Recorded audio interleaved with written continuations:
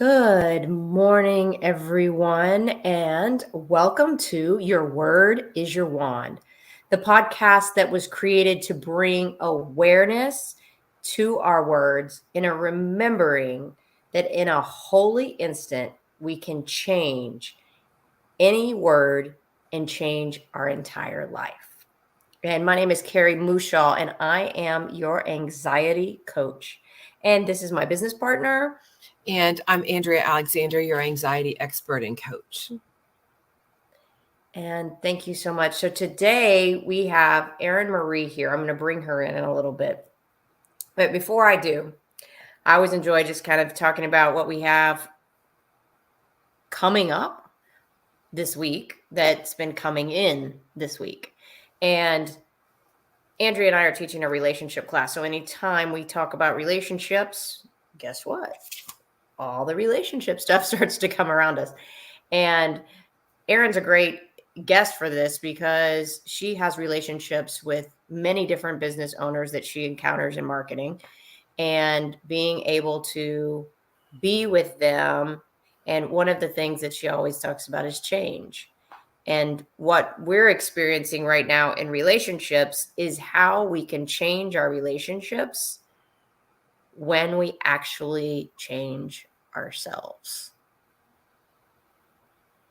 And that has been so powerful for me this week, watching everything around me and being aware that it's all me. And when I shift and I change what I'm believing, which is what I'm saying to myself, it changes everything that I'm experiencing all around me.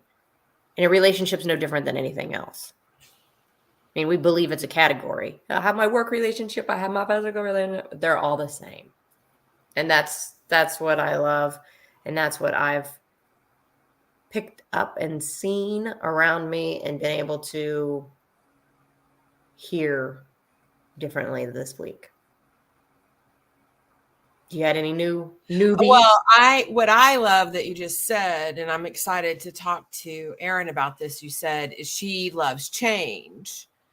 And what I'm aware of is so many people, if you ask them, do they love change? And they will say, no, I want it all to stay the same. But we're still asking for change. We want life to be different. We want love to be different. We want work to be different. We want our children to be different. We want our days, our lives to be different, but we don't want to change anything. And so I'm excited to talk to her. Let's see what she says about that. Okay, well, let's go ahead and bring Erin in with that. Okay, Erin, you had your big drum roll. Good morning and welcome. Good morning. Thank you for joining us. Thank you for having me. You're welcome. And so Andrea went ahead and put it on the altar. And because one of the things you spoke into in your bio is change and growth. And when people grow and change, that their business will have the same experience. Most people would, in my experience, when I'm dealing with people in business and marketing, they'll usually say the opposite. Like when your business grows, then maybe that's been my experience of kind of how I've heard it. This is a different. Mm-hmm. So will you share with us kind of what you've experienced in that and what that means to you? So I assume that you're kind of dialing in on the piece of the bio that says, because business grows when people do. Yes. And for sure. And, if you were looking at any kind of growth happens when forces collide. And that process can generally be uncomfortable sometimes. Growth isn't always comfortable. It's difficult. And so we find that as business owners, especially, it becomes kind of apparent that we grow the most when we get to these crossroads, when we get to these intersections where we are having to understand more, innovate more, lean across the aisle, ask tough questions. And this is when real growth starts to happen personally and professionally as we find ourselves at these intersections in life. And what I have found in my experience, especially in our branding practice, is that the more a person was willing to lean in to change, the more they were willing to get curious. And that became really the pillar and the cornerstone for everything that we ended up building, was this value of curiosity, that if we could get business owners to get more curious, not just about the people that they're serving, which is what most marketers really, really push the most, but about who they really are. And not just like, what is your unique value proposition and what is your mission statement, and this kind of low hanging fruit that describes your brand and your business model, but these really simple, singular points that are deeper than that. And when we can get people to push and explore those innermost workings, then all kinds of awarenesses come to them. And when the new awareness, new perspective comes, then new opportunities suddenly introduce themselves or come into your awareness. And when new opportunity comes into your awareness, then potentially new creative opportunities do. And so it all kind of trickles back from this cornerstone for us of just getting curious and leading with curiosity in your life. And what I heard you say was the uncomfortable spot, this is another thing that I've heard a lot this week and been discussing a lot this week, is uncomfortable. And one of the things that our coach said to Andrea and I a long time ago is get comfortable being uncomfortable, because that is the space where you have your massive expansion and being able to get uncomfortable. And many of us are uncomfortable speaking about the deep inner that you're talking about of what's going on and why they created the business and what's the true essence of who they are, which we all know that the true essence of who we are is going to be the true essence of our business. Everyone always says that the business is as strong as its leader. It means that everything filters down, and yet they ask what your mission statement is. And so I hear well, and I think so much of the uncomfortable. I think part of the problem with why people are so uncomfortable with being uncomfortable, especially when it's looking back at ourselves, we've got a mirror being held up, it's because we're leading with judgment, right? We're leading with fear. Whereas if you can shift your perspective just a little bit to allow yourself to lead with curiosity, then it enables you to be a little bit more objective about what you're looking at. And you can look at whatever it is with a little less judgment and say, okay, well, if this is what I'm really about, then what is that indicative of? It doesn't have to be a good or bad. It just means that there are opportunities around this certain trait or this tactic or this strategy or this belief that you might not be tapping into. And those are opportunities that are probably going to be more magnetic for you. Yes, what I hear, because what I'm aware of is uncomfortable comes from not knowing. What is it going to look like? And we don't know yet because it's all completely brand new. And the way that our brain is wired is we hate to not know. It's very scary. And so there's this fear of what is this going to do? And then I love that you put judgment in there with that, because what I'm aware of, this is something kind of newer for me, is that, well, I've played in lots of judgment, personal judgment, is that a fear of being judged. That people are going to think something about us, about what we're doing. It's not normal. It's doing it differently.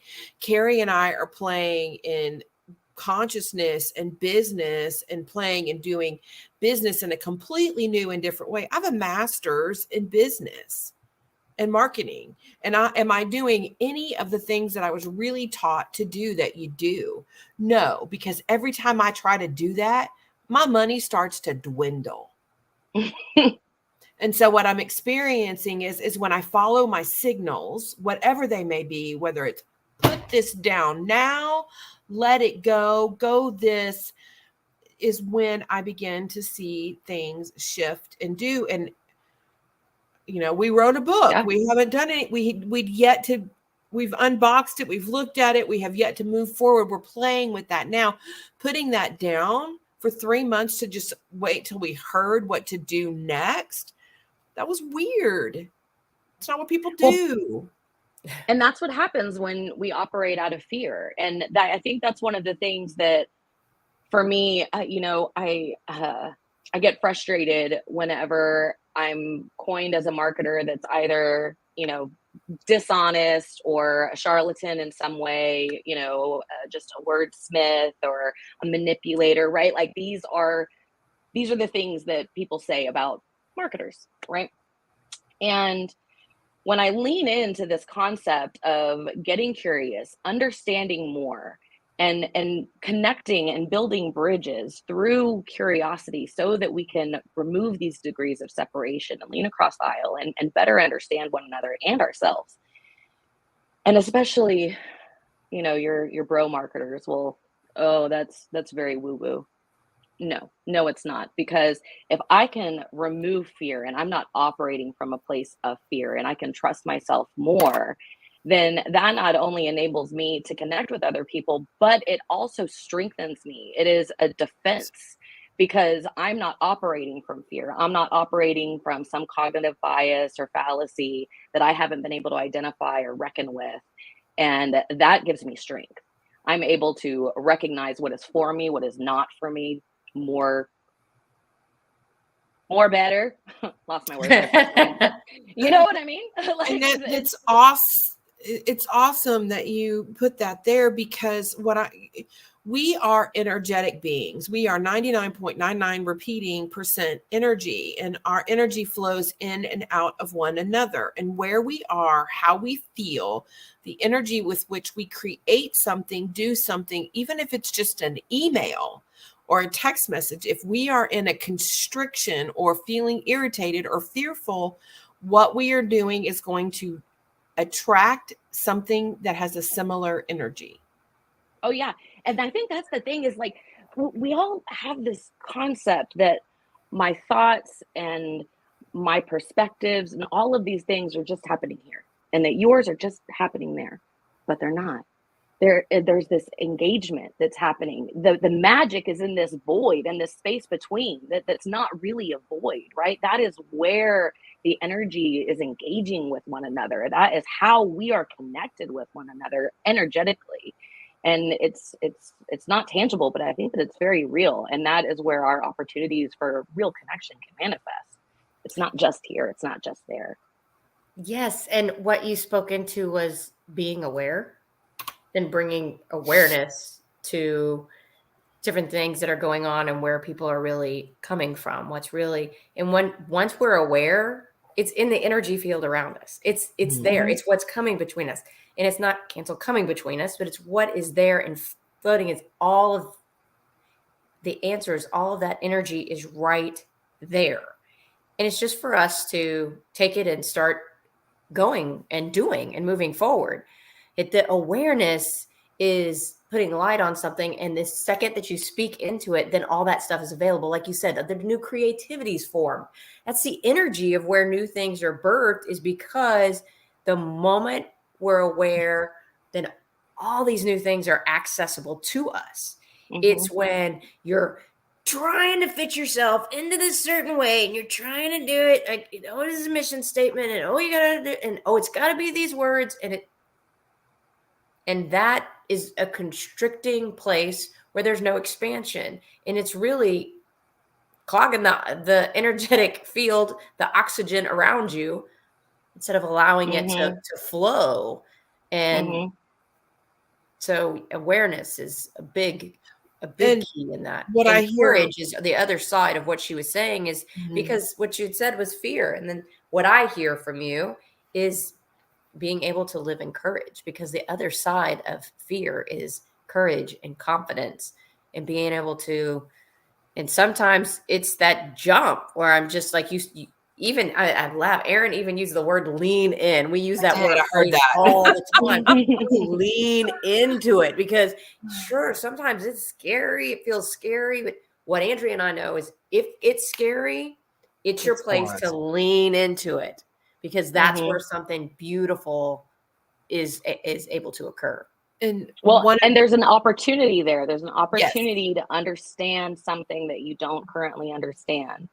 And what happens when we understand more about something? And it's the same way as whenever we put ourselves in stress or new novel situations, we now understand something about ourselves that we didn't before. That is always a good thing. And that's one of the reasons I think that we could learn to lean into discomfort. We could learn to lean into these things that we're fearful of and understand more, because that is how we can explore these areas around ourselves and really experience this real growth and mastery of these things that we currently don't know about ourselves. And you use the word curiosity. What I hear is you say curiosity, we say awareness, which is similar. And if you heard when we were first coming in, Carrie and I speak into a miracle is the holy instant in which we become aware of an ancient hatred. It's something we've had an against, and it's the moment that we have from an ancient hatred into a holy instant where we can do something different. It's this the concept of epiphany. Mm-hmm. And the word, and people will recognize the word epiphany much more readily than they will miracle. And the word epiphany actually is miracle. They'll say, I had this great epiphany. I leaned into what was happening with great curiosity. I had this epiphany, this awareness, this a miracle where we can, now that we know, we can do something different with it. Mm-hmm. And when we will, and returning to change, that's part of what you do, is when we will give ourselves permission to be with the change, we are actually giving ourselves our choices. Because when we know better, we can do better. Really, we want to stay right here, and then it just all of a sudden it's different. But everything requires coming unglued and moving. And one of my favorite ways to explain change and choice is Harry Potter when they're on the staircases and they're choosing to go to the other rooms, the entirety of the staircase shifts and moves to take them where they choose to go. This is what change and choice do for us, is take us to our next, Carrie and I say 125. So our next expansion. Well, and the more often that we can trust ourselves to play in this space, the more we can trust ourselves to do it again, right? So if I can trust, I might not know what's going to happen, but I can trust myself to handle novel situations. I can trust that I can deal with discomfort. I can trust that I can overcome something that I don't know, because I've done it in the past, because I've proven it in the past. And so it's the more that I practice it, the more I'm telling myself, like, you can do this. And the less that novel things, the less that things that you don't know are scary, the more willing you might be to actually lean in and practice curiosity and practice awareness. Because even if you don't know what's going to happen, you know that you've come out okay on the other side before. Yes, you've changed the face of fear. Mm-hmm. You changed the face. You've turned it into a tool. Yeah, and if you think back to when you began, fear was so much more scary. And it was even scarier. It was, now it's like, oh, there it is. Okay, lean in. And it really dissipates the power that we've given it to take us out. And so now being able to see it as a tool, and yet the ignitement, the fizzle of it, the what shook us to our core, it no longer does that anymore. So it's so funny. It's almost as though fear requires an intermediate word. Like, it just kind of half dissipated, because it's so different. And what I hear you is you speed up because you can move through it faster and faster. And that's what we're aware of. We tell people all the time, if you've done this before, and I've never done that before. Okay, hold on. Let me ask you a few questions. Yes, you have. Oh, I have. Yes, you have. Somewhere along the line, for most things, we've done this before. And if we'll remember that we have, then we start moving faster and faster. And then the memories are right there, right behind you. It was yesterday that I did this. Oh, it was 2 days ago. It wasn't 5 years back. Now it's right there, and you speed up and you can move through it so much faster, and it feels so much easier. Well, and you have this decision-making process now. You can make better decisions because you can trust your ability to your ability for what's the word I'm looking for? Starts with a D. Oh goodness, I lost it. But Your I ability completely to lost my train of thought. what I'm thinking of is you trust your ability to choose. You trust your choice. Well, you can trust your ability to decipher what's in front of you, you know, and you can move forward faster and make better decisions because you have more in your awareness, and you know what to fear, what not to fear, and you know what you can do and what you can't do, and you've tested your limits. And even if you don't know the next thing, again, like I said before, like you now know that you can deal with the unknown. And what I hear is you're clearing the fog. Mm-hmm.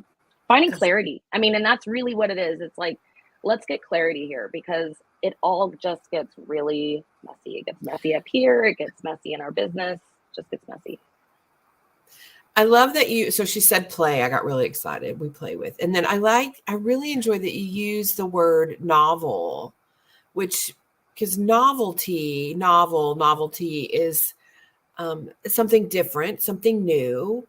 It has a different feeling around it. And I like that you use that word. It's not one that's used very often. And I choose to ask you about the sign that you have in the back with the word suede. Does that say sueded? And what that represents? Suede. I choose to hear what that is for you. So Suede is the name of the managed marketing agency that I own. And I went with suede. Unfortunately, most people just think that I don't know how to spell suede, like the leather. But I do know how to spell suede, I know what leather. that word means. This suede is the root of the word persuade. And I wanted to tap into the root of the word persuade because to suade is to just, bring this awareness, right, around a thing. It's a positive sense of influence, right? And so we can look at influence as being a negative thing or a positive thing or a neutral thing, right?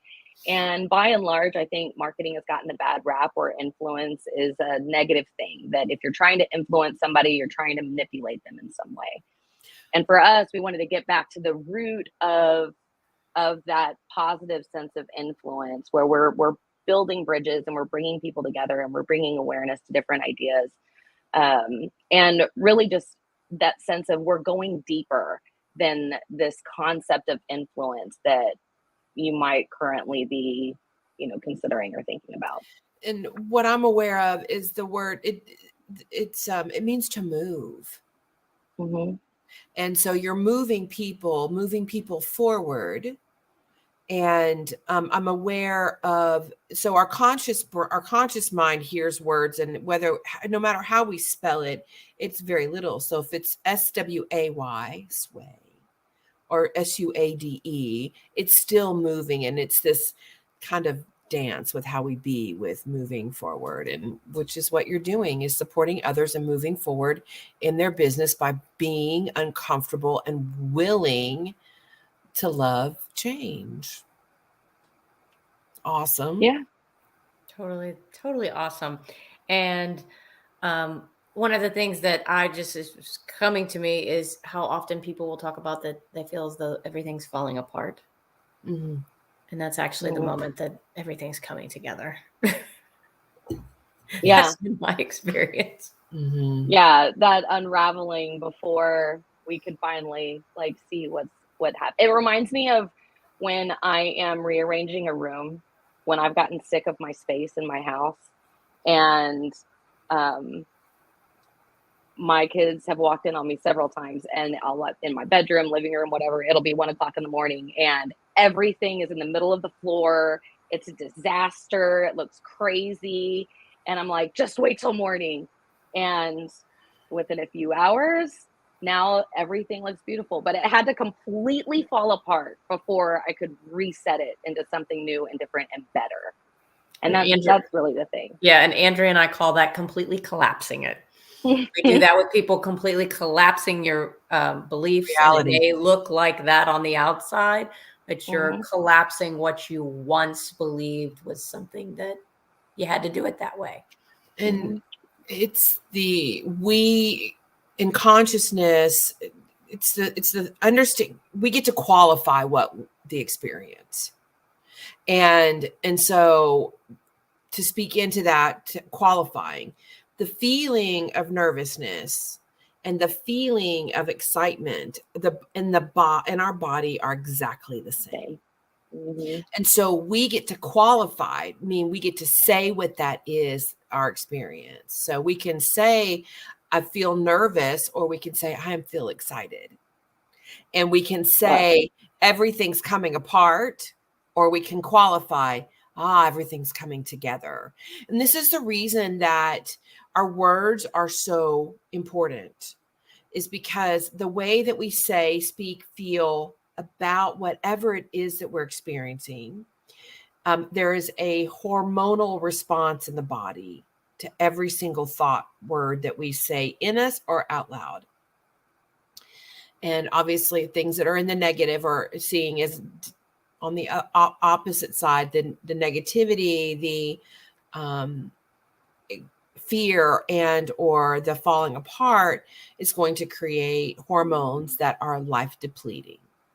When we stay in enthusiasm and trust that things are coming together, we're filling our bodies full of life sustaining hormones that actually support and will undo what we've done in the past with our other beliefs. The body's amazing. Words are amazing. It really is. And when It you really speak, it's also the energy that's going to surround you as well. You're speaking it into existence. So if you speak that, is it falling apart? It's all coming together.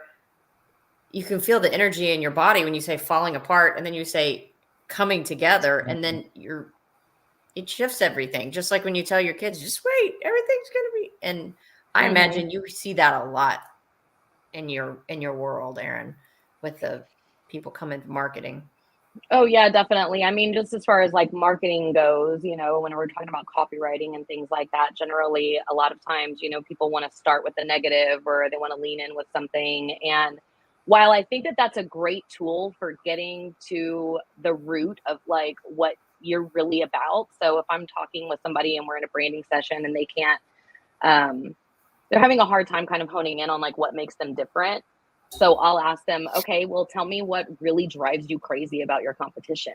And they go off on this big rant. I'm like, that's what makes you different, because I bet you do your stuff differently, don't you? Right? Okay. All right. Well, now that we've identified that, we can speak to the vision, to what it is that makes you different, and talk about this in a positive way, in a strong way up front. And so we see that a lot, where we're speaking to the vision, not to the pain. But back to, you know, just the fantasticness of our brains. I mean, this is very much, you know, science based and proven and measurable that, you know, this we have different systems in our brain, and I want to say it's called like a reticulating system or something. But not only are we regularly coding our brain on a daily basis with what we say, what we do, what we read, what we engage with, but we also have this system in our brain that wants to solve this problem. So when you bring something into your awareness, this is the system that is responsible for you waking up at 3 a.m. with those aha moments. Or when you're pregnant and suddenly every single woman around you is pregnant. And that's the part of our brain that it's like it wants to solve whatever problem you've put in front of you, whatever you're wanting to come into your awareness. It wants to identify these things. And so that's why what the beginning of my branding practice with clients, the first month is just us really getting to know each other really well, and me poking and poking and poking and poking. And not a way that anybody has complained about, but always in a why. Think deeper, go deeper, one more reason, tell me why. Because they start thinking about these things that they hadn't considered before. And so things come into their awareness, and they might have come in kind of like, I'm not exactly sure what I'm all about. I know I want to do this thing. But by the end of the month, man, they know. They're like, oh, this is what I believe in. This is what I stand for. These are my values. This is how I'm going to act. This is what I'm going to deliver. This is how I'm going to talk and engage with my people. And it's just it's a total shift. I love it. It's a power shift. What it is. Yes, because I love that what do you not like? Because that's so easy for us. And Carrie and I play in that it's what we don't want that we're keeping on deck. It's through our words. And I always tell Carrie and I talk about, there's a 12-foot angel at the front door asking you for your order, and we're speaking into what we don't want rather than what we do want. And so we're getting more of what we don't want. And your brain can't think in negatives, right? If I tell you don't think about an elephant, it says think about an elephant. Think about the word do. Your brain doesn't recognize the not. Not is a 3 in computers that only speak in zeros and ones. And I love that you said speak to the vision rather than the pain. And when Carrie and I came into creating our business and how we're going to define our voice and what was that everybody was like, speak to the pain, speak to the pain, speak to the pain. And we were doing it and nobody was showing up. Nobody was showing up. And you have to understand the pain. You have to understand the pain so that you can speak to the vision. If you don't understand the pain, then you don't understand the evolution that's at stake here when you're speaking to the vision. So you can't speak to it well, right? That's why you need to understand the pain. I know. Don't speak to the pain. I love the way that you approach business. It's refreshing and exciting to me. And I'm so happy you are supporting other people in consciously moving forward, whether that's really what you're aware of or not, but it's definitely what you're doing. And teaching people how to be in business partnership with themselves and their business in a completely new and different way. And I say, hooray. Thank you. I think welcome. One thing that I always think back to is that there's that quote around belonging and this idea that you need to belong to yourself first in order to ever belong in any other space. And I think that's so much what we're trying to do sometimes when we start a new chapter or a business, or we're trying to be a leader and guide a team, is we're all struggling in this space for belonging and connection. And if we can really connect here first, then all of the other stuff is just going to fall into place. I hear you. I just had somebody the other day tell me that I was unconventional, and I was like, what do you mean? What I really? And I'm like, it's true. It's very true. And when I landed in that and made that okay, I was like, awesome, because what we've been trying to do is do what everybody else does. And we've denied the truth of who we are and what we want and what we believe, trying to play like everybody else, trying to fit in, afraid of our own uniqueness. And then your people can't recognize you. Right. They don't see you. And it's a subconscious pattern that we were taught, because if you are kicked out for being different, you will die.